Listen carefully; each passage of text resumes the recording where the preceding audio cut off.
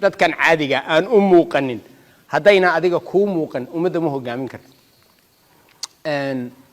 sheeko yar baan idinku daraya nin baa indhalaa oday baa indhalaa inankiisii baa yidhi aabbo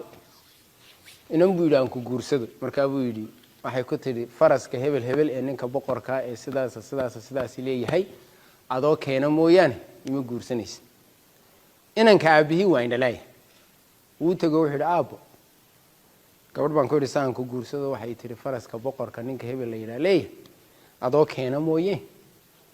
ha igu soo talagelin inaan xatooyo tagaan rabaa ikaxaysa buu yidhi aabbo dee aabbo buu yidhi waabad indhalaadahay tala iyo waana waxaad isiinaysa uun isiiyo iska sii joog buu yidhi dee anna aan markaa tala laakiin wixii dhib kama jira ikaxayso way israaceen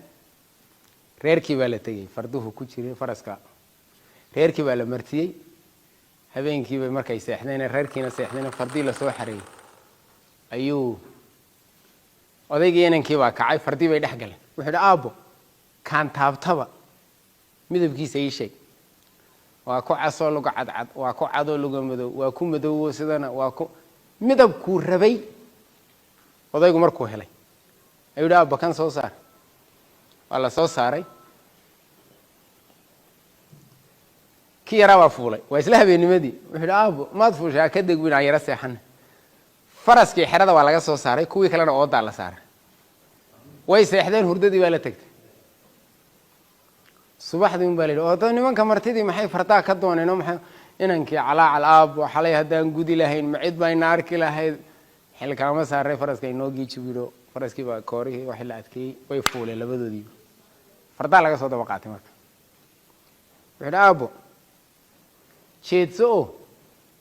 odayg waa indhaleeyahay wuxuu yidhi jeedso oo faraska ina daba socda midabkiisa ii sheeg wuu jeedsadaa ka yidhi aabbo caddaan baa ina daba socda sidaa caddaanku bootinta kuma fiicne xagga dharta geedgaab kale ina mari buuri halkii waxaa ku hadhay kii caddaa ku madowoo bootinta xariifaa laga daba keenay wuxuu yidhi aabbo ku madowoo bootinta xariifaa ina daba socda bataaxa camuudda ma karee buu yidhi xagga bustaanta dhulka xagga inoodu kiina halkiibuu ku hadhay ku bustaanta mara ku kasta markuu reebay midab kasta reebay ayaa laga soo daba qaatay kay wataan laba lamida kii yaraa waa jeedsado uu naxay u aamusay marka maxaa dhacay buu yidhi suu yidhi aabbo waa kaan wadana laba lamida suu yidhi intaan u dan lahaaba intanay ahayde mirtii xalay buu kaga tegaya sii daawin kuwaasi way xaraysnaayeen xalay kani laakiin u daaqayso that is which make a difference waa isfahanaysooma visionary marka aan leenahay waxaan dadka caadiga u muuqan waa inuu adiga kuu muuqo waa isla garanay sooma cid badan mirta kaga tega haddaba ya